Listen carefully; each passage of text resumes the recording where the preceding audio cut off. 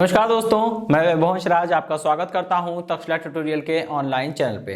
दोस्तों, हम लोग बात कर रहे थे क्लास 12 के फिजिक्स के चैप्टर नंबर 8 के बारे में, जिसका नाम था विद्युत चुंबकीय तरंगे। इसमें दोस्तों हम लोग अपना पहला लेक्चर कंप्लीट कर चुके थे। आज हम लोग बात करेंगे लेक्चर 8.2 के बारे में। दोस्तों, आज के सेशन का जो पहला टॉपिक है वो एक्चुअल में एक क्वेश्चन, एक डेरिवेशन के फॉर्म में है। ठीक है, देखिए इस क्वेश्चन में क्या बोल रहे हैं कि सिद्ध कीजिए कि विद्युत चुंबकीय तरंगों के प्रति एकांक आयतन में संचित ऊर्जा।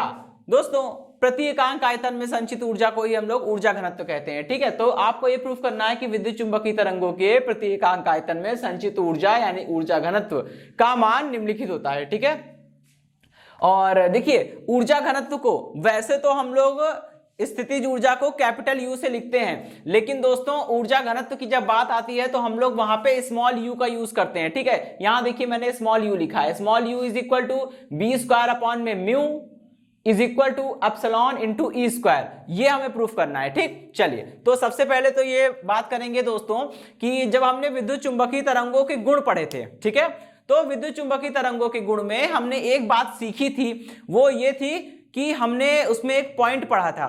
ठीक है, पॉइंट नंबर 8वां, सबसे लास्ट वाला पॉइंट। उसमें हमने आपको ये बताया था कि विद्युत चुंबकीय तरंगे जो होती हैं, ठीक है, उसमें क्या होता है, वैद्युत क्षेत्र भी होता है और चुंबकीय क्षेत्र भी होता है। ठीक है, अब विद्युत चुंबकीय तरंगों की कुल ऊर्जा जो होती है वो वैद्युत क्षेत्र में और चुंबकीय क्षेत्र में दोनों में एक समान रूप से विभाजित होती है। ठीक है, चलिए तो अब वही बात है कि जब विद्युत चुंबकीय तरंगों की कुल ऊर्जा दो भागों में बटी हुई है, तो अगर हमें विद्युत चुंबकीय तरंग की कुल ऊर्जा निकालनी है तो वो दोनों भागों को आपस में जोड़ देना होगा। इसका मतलब इसी प्रकार जैसे कुल ऊर्जा में बात करते हैं, वैसे ही हम लोग ये बोल सकते हैं कि विद्युत चुंबकीय तरंगों का जो ऊर्जा घनत्व होता है, ठीक है, वो भी विद्युत क्षेत्र चुंबकीय क्षेत्र में समान रूप से विभाजित होता है। इस चीज को समझने की आवश्यकता है। ठीक है, तो विद्युत चुंबकीय तरंगों की कुल ऊर्जा जो होगी या कुल ऊर्जा घनत्व जो होगा वो कितना होगा, वैद्युत क्षेत्र में ऊर्जा घनत्व प्लस चुंबकीय क्षेत्र में ऊर्जा घनत्व के बराबर होगा। ठीक है, वैद्युत क्षेत्र में ऊर्जा घनत्व को हम लोग स्मॉल यू से लिखते हैं और वैद्युत क्षेत्र में ऊर्जा घनत्व है, इसलिए इसे नीचे छोटा सा स्मॉल ई लिखा है। ठीक है, स्मॉल ई मतलब इलेक्ट्रिक फील्ड में एनर्जी डेंसिटी, और यहां पे बी लिखा है मतलब मैग्नेटिक फील्ड में एनर्जी डेंसिटी। ठीक है, चलिए इसे हम लोग दोस्तों इक्वेशन नंबर 1 बोलेंगे। ठीक है, अब समझिएगा यहां पे हमने ये पढ़ा है कि वैद्युत क्षेत्र में ऊर्जा घनत्व कितना होता है, उसका मान होता है 1/2, ठीक है, epsilon not into E square. ठीक है, एप्सिलॉन या epsilon not into E square. दोस्तों एप्सिलॉन नॉट इसलिए नहीं लिखा है क्योंकि कोई जरूरी तो है नहीं कि हर माध्यम वायु या निर्वात हो, कभी कभी वायु और निर्वात के अलावा भी कोई और माध्यम हो सकता है। तो अगर वायु या निर्वात के अलावा कोई दूसरा माध्यम होगा तो वहां पे एप्सिलॉन नॉट नहीं आएगा बल्कि एप्सिलॉन आएगा, और एप्सिलॉन क्या है, जिस माध्यम की हम बात करेंगे उसकी वैद्युतशीलता है। ठीक है, अच्छा इसी प्रकार देखिए यू बी, ये क्या है, ये हो जाएगा 1/2 बी स्क्वायर अपॉन में म्यू। ठीक है, अब क्या करेंगे, इन दोनों की वैल्यू समीकरण 1 में रख दीजिए। u is equal to u, E कितना है 1/2 एप्सिलॉन इनटू ई स्क्वायर। ठीक है, प्लस इसकी जगह देखिए इसकी वैल्यू रखिए 1/2 बी स्क्वायर अपॉन में म्यू। ठीक, अभी यहां पे देखिए हमको करना क्या है, इन दोनों को ऐड करना है, लेकिन दोनों में कोई सिमिलैरिटीज नहीं है, तो क्या करेंगे, हम यहां पे एक और प्रॉपर्टी का यूज करेंगे। ठीक है, और उसको मैं यहां पे आगे लिख दूंगा। देखिए दोस्तों, हमने एक चीज पढ़ी थी, एक फॉर्मूला पढ़ा था कि फॉर्मूला ये था कि v इज इक्वल टू कितना होता है दोस्तों, e अपॉन में b। ये तो सबको याद ही होगा। ठीक है, और यही बराबर होता है ई नॉट अपॉन में बी नॉट के, और यही बराबर होता है 1 अपॉन न्यू लैम्डा के भी बराबर होता है। ठीक है, और यही बराबर होता है 1 अपॉन अंडर रूट में म्यू इंटू एप्सिलॉन के। ठीक है, चलिए भाई, तो वही काम करना है हमको। यहां से ई की वैल्यू निकालिए जरा, देखिए कितना आएगा। जब आप यहां से ई की वैल्यू निकालेंगे कितना आएगा, बी इंटू वी, यहां पे रख दीजिए, ये हो गया 1/2 एप्सिलॉन अपनी जगह पे है, और इसकी जगह रख देंगे, ई की जगह रख देंगे हम लोग b इंटू वी। ठीक है, और होल स्क्वायर है तो हम भी यहाँ पे स्क्वायर लगा देंगे। ठीक है, एज इट इज ये 1/2, ये हो गया बी स्क्वायर अपॉन में म्यू। ठीक है, अभी देखिए इसको कैलकुलेट करना है केवल। ठीक है, u is equal to 1/2 epsilon, और ये हो गया बी स्क्वायर और ये हो गया v स्क्वायर, ठीक है, प्लस 1/2 ये हो गया b स्क्वायर अपॉन में म्यू। अच्छा अभी देखिए b स्क्वायर कॉमन है, बाहर निकाल लीजिए, ठीक है। यहाँ पे ये मैंने पूरा फॉर्मूला लिखा है, इसकी जरूरत अभी उतनी नहीं है, इसको थोड़ा सा लिमिटेड कर दे रहा हूं, केवल इसका यूज किया है मैंने तो इसको लिमिटेड कर दे रहा हूं, ठीक है, इतना मिटा दे रहा हूं। चलिए कितना हो गया, u इज इक्वल टू, यहां देखिए बी स्क्वायर कॉमन आ रहा है और 1/2 कॉमन आ रहा है, तो 1/2 कॉमन हो गया, बी स्क्वायर कॉमन हो गया, अंदर क्या बचेगा दोस्तों, यहां बचेगा epsilon not sorry epsilon into V square, और इधर क्या बचेगा, इधर 1 म्यू बचेगा।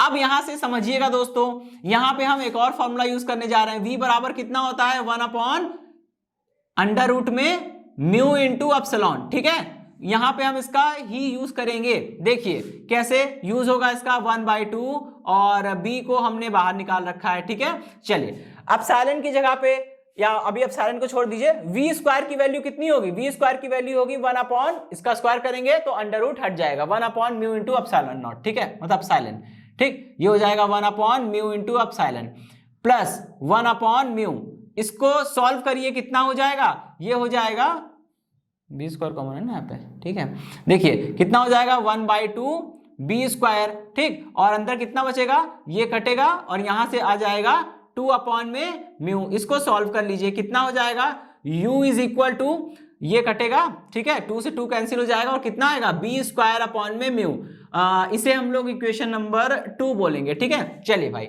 इतनी बात समझ में आ गई। अच्छा अब हम लोग करेंगे क्या, अब हम लोग एक पोर्शन तो प्रूफ हो गया है, अब इसको इसके बराबर भी दिखाना है, तो क्या करेंगे, हमारे पास एक चॉइस है कि हम शुरुआत से चलें, लेकिन अगर शुरुआत से चलेंगे तो इतना लंबा डेरिवेशन फालतू में करना पड़ेगा, तो वो काम नहीं करना है, यहीं पे थोड़ा सा चेंज कर देंगे और आंसर आ जाएगा, ठीक है। अब क्या करेंगे, समीकरण 2 से फिर से शुरुआत करेंगे, कितना हो जाएगा, u is equal to B square upon में म्यू है। अब दोस्तों दिमाग लगाइए, हमें ये प्रूफ करना है, इसमें देखिए ई आ रहा है ना कि बी आ रहा है, ठीक है, तो मुझे करना क्या होगा, बी को हटाना है और ई को बुलाना है, और यहाँ पे एप्सिलॉन आ रहा है, यहाँ पे म्यू आ रहा है, म्यू को हटाइए, बी को हटाइए, उसकी जगह पे एप्सिलॉन और ई को लाना है। तो सबसे अच्छा तरीका ये है कि हम क्या करेंगे, यहाँ पे इसका u is equal to B की जगह दोस्तों कितना आएगा, यहां से b की वैल्यू निकालिए, e अपॉन v आएगा, तो यहां रख देंगे 1 म्यू, तो अलग हो गया, और इसकी जगह रख देंगे e अपॉन में v, और स्क्वायर है तो क्या करेंगे, इसका होल स्क्वायर लगा दीजिए। अभी देखिए कितना आएगा, u is equal to 1 mu, और ये हो गया e स्क्वायर अपॉन में v स्क्वायर, ठीक है। अब देखिए v स्क्वायर की वैल्यू यहां से रख दीजिए, ठीक है, कितना हो गया, u is equal to 1 mu, और ये हो गया e स्क्वायर, v की वैल्यू कितनी है, ये हो जाएगी v स्क्वायर की वैल्यू हो जाएगी 1 एप्सिलॉन इनटू, ठीक, एप्सिलॉन इनटू म्यू, ठीक है, लेकिन v स्क्वायर नहीं, यहाँ पे 1 v स्क्वायर चाहिए तो ये रिवर्स हो जाएगा, ठीक है, और कितना आएगा म्यू इंटू एप्सिलॉन, ठीक है, म्यू से म्यू कैंसिल हो जाएगा, और दोस्तों यहाँ पे फाइनल रिजल्ट क्या आ जाएगा, u is equal to epsilon into E square, ठीक है। चलिए ये हो गई इक्वेशन नंबर 3, ठीक है। अब देखिए समीकरण 2 और 3 से आप ये लिख सकते हैं, जो आपको रिजल्ट चाहिए वो आपका आ गया, ठीक है, कि u is equal to B square upon में mu is equal to epsilon into E square, और यही वो रिजल्ट है जो आपको यहाँ पे प्रूफ करना था, ठीक है दोस्तों। तो ये प्रूफ काफी इंपॉर्टेंट है, क्योंकि ये एग्जाम में 3 नंबर या 2 नंबर में आ सकता है, ठीक है। आपको करना कुछ नहीं है, देखिए बहुत ही कम चीजें लिखनी है, बस केवल डेरिवेशन है, वो भी बिल्कुल इजी सा, ठीक है। तो इसको ध्यान रखेंगे, डेरिवेशन आता है इसका, और ये फॉर्मूले आपको न्यूमेरिकल में हेल्प करेंगे, डायरेक्ट फॉर्मूले पे बेस्ड न्यूमेरिकल आते हैं, बिल्कुल भी घुमा फिरा के नहीं पूछा जाता है, ठीक है। ओके दोस्तों, तो ये टॉपिक खत्म हुआ, अब हम लोग बढ़ेंगे अपने अगले टॉपिक की। अब हम लोग बात करेंगे अपने अगले क्वेश्चन के बारे में। देखिए क्वेश्चन में क्या बोल रहे हैं, कल्पना कीजिए कि एक विद्युत चुंबकीय तरंग के विद्युत क्षेत्र का आयाम E0 का मान आपको 120 न्यूटन पर कूलाम दिया है, ठीक है। इसकी आवृत्ति दी है, मतलब न्यू का मान दिया। मैंने आपको बताया था कि विद्युत चुंबकीय तरंग और आगे पढ़ेंगे जो हम लोग प्रकाश तरंग, ठीक है, उनके लिए हम लोग आवृत्ति को न्यू से लिखेंगे, ठीक, क्योंकि जो तरंगे 3D में गति करती हैं या गति कर सकती हैं उनके लिए हम लोग आवृत्ति को न्यू से लिखते हैं। ज्ञात कीजिए कि B0 क्या है, ओमेगा क्या है, K क्या है, लैम्डा क्या है, या फिर ई तथा बी के लिए व्यंजक प्राप्त कीजिए। चलिए अब हम लोग क्या करेंगे, यहाँ पे स्टार्ट करेंगे इसको, और इसके लिए हमें बी नॉट, ओमेगा, के और लैम्डा निकालना है। ठीक है, तो चलिए भाई सबसे पहले हम यहाँ फॉर्मूला लगाएंगे, और फॉर्मूला हमने पढ़ रखा है कि v इज इक्वल टू कितना होता है दोस्तों, v इज इक्वल टू होता है ई अपॉन में बी, ई नॉट अपॉन में बी नॉट, और यही बराबर होता है न्यू लैम्डा के, यही बराबर होता है 1 अपॉन अंडर रूट में म्यू इनटू एप्सिलॉन के। चलिए अब यहां से हमें सबसे पहले ओमेगा बी नॉट निकालना है। दोस्तों आप सोचेंगे कि बी नॉट तो हमें दिया नहीं है, ठीक है, तो इसके लिए हम क्या कर सकते हैं, इसके लिए तो सबसे पहले ही जान लीजिए v क्या है दोस्तों, तरंग का वेग होता है। लेकिन जैसे मैंने आपको पहले चैप्टर में बताया था कि अगर आवेशों के चारों तरफ का आपको माध्यम ना दिया हो तो आप मानेंगे कि आवेश कहां रखे हैं, निर्वात या वायु में रखे हैं। ठीक है, बिल्कुल उसी तरह से अगर मान लीजिए आपको कोई भी माध्यम नहीं दिया है कि विद्युत चुंबकीय तरंग किस माध्यम में चल रही है, आपको नहीं दिया है, तो आप क्या मानेंगे कि विद्युत चुंबकीय तरंगे या तो निर्वात में चल रही है या वायु में चल रही है, और निर्वात या वायु में विद्युत चुंबकीय तरंगे प्रकाश की चाल से चलती हैं। इसलिए दोस्तों यहाँ पे कितना हो जाएगा, यहाँ पे C हो जाएगा। ठीक है, चलिए अब इसको हम लोग सॉल्व करते हैं। क्या लिखेंगे, C is equal to E not upon में बी नॉट, यहां से बी नॉट की वैल्यू ही निकालना है आपको केवल, तो B not is equal to कितना हो जाएगा, ई नॉट अपॉन में C, और यहां से केवल कैलकुलेशन बची है ये 120 अपॉन में 3 इंटू 10⁸, और आप इसको सॉल्व कर लेंगे तो कितना आएगा, 3 चौके 12, 40 हुआ, और ये ऊपर जाएगा तो 4 इंटू 10⁻⁻6। ठीक है, ठीक, ये हुआ बी नॉट की वैल्यू, और यूनिट क्या होगी, टेस्ला। ठीक है, चलिए तो भाई बी नॉट हो गया। अब हम बात करेंगे दोस्तों ओमेगा निकालना है हमें। ठीक, ओमेगा निकालने के लिए देखिए क्या चाहिए, omega is equal to 2 pi nu होता है, न्यू की वैल्यू दी है, ओमेगा आसानी से निकल आएगा। चलिए तो अब ओमेगा निकालते हैं हम लोग, तो ओमेगा इज इक्वल टू कितना होता है दोस्तों, 2 पाई न्यू के बराबर होता है, वैल्यू रख दीजिए 2 इंटू 3.14 इंटू इसकी वैल्यू कितनी है 50। दोस्तों मेगा हार्ट्ज से ध्यान रखिएगा, मेगा हार्ट्ज से तो 10⁻6 करना ना भूलें। ठीक है, कितना हो जाएगा, ये हो जाएगा 100, ये हो जाएगा 314 इंटू 10⁻6 या 3.14 इंटू 10⁸। ठीक है, ये ओमेगा की वैल्यू हो गई, यूनिट क्या हो जाएगी, हर्ट्ज। ठीक है, चलिए भाई इतनी बात समझ में आ गई। अच्छा अभी हमको के निकालना है, तो के निकालने के लिए दोस्तों करना क्या होता है, लैम्डा चाहिए होता है। के निकालने से पहले हमें लैम्डा चाहिए होता है, तो सबसे पहले लैम्डा निकाला जाए। कैसे निकलेगा, C is equal to nu lambda लगाइए, यहां से लैम्डा की वैल्यू निकालिए, कितना आएगा, C अपॉन न्यू। ठीक है, यहां वैल्यू रखिए, C की वैल्यू कितनी है, 3 इंटू 10⁸।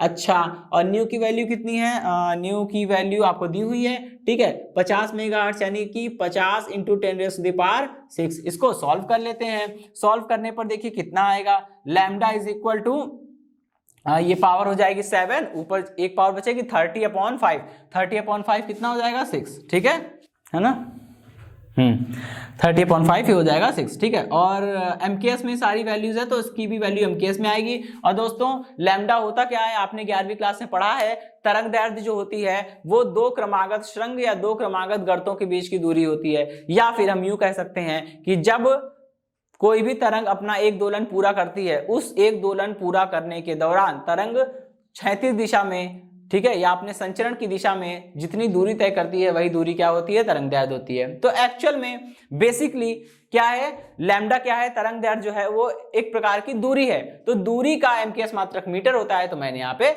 मीटर लिख दिया है। ठीक है, चलिए अब हम लोग अब लैम्डा निकल आया है, तो अब आपको के की वैल्यू आसानी से मिल जाएगी। के क्या है दोस्तों, तरंग संचरण नियतांक, वैल्यू कितनी होती है 2 पाई बाई लैम्डा, यहाँ पे रख दीजिए 2 इंटू 3.14 डिवाइडेड बाय 6। इसको हम लोग सॉल्व करेंगे, इसको सॉल्व करेंगे दोस्तों कितना आएगा 1.05।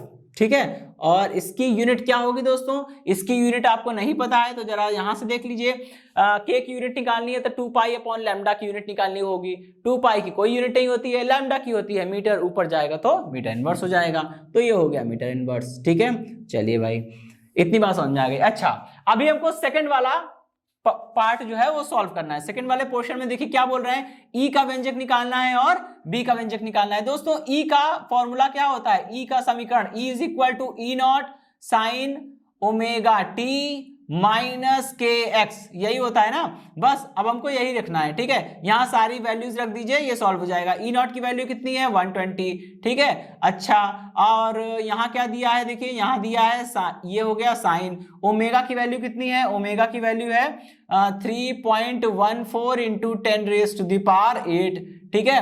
टी माइनस के की वैल्यू कितनी है दोस्तों 1.05, ठीक है, और एक्स, ठीक। चलिए भाई, ये बात समझ में आ गई। ये तो आपकी ई की वैल्यू हो गई। अच्छा, अभी क्या करना है, हमको बी की वैल्यू निकालनी है। तो B is equal to B not sine omega T minus K X, ठीक है। अब आपको करना क्या है, यहाँ पे बी नॉट चाहिए होगा, जो मैं ऑलरेडी निकाल चुका हूं फर्स्ट पार्ट में, ठीक है। ये रखा साइन ओमेगा की वैल्यू कितनी है 3.14 इंटू 10⁸8, टी माइनस के की वैल्यू 1.05, एक्स अपनी जगह पे आ जाएगा, ठीक है। ये होगी पूरी आपकी बी की वैल्यू, ठीक है। चलिए, तो ई और बी आपको दोनों पता चल गया, यानी सेकंड वाला पोर्शन जो आपने किया वो भी यहाँ पे सॉल्व हो गया है। तो दोस्तों, तो इसी टॉपिक के साथ ये सेशन समाप्त होता है। इस सेशन से जुड़े नोट्स प्राप्त करने के लिए डिस्क्रिप्शन में दिए गए लिंक पर जाके क्लिक कीजिए। ओके दोस्तों, आज के सेशन में इतना ही, मिलता हूं नेक्स्ट सेशन में। धन्यवाद।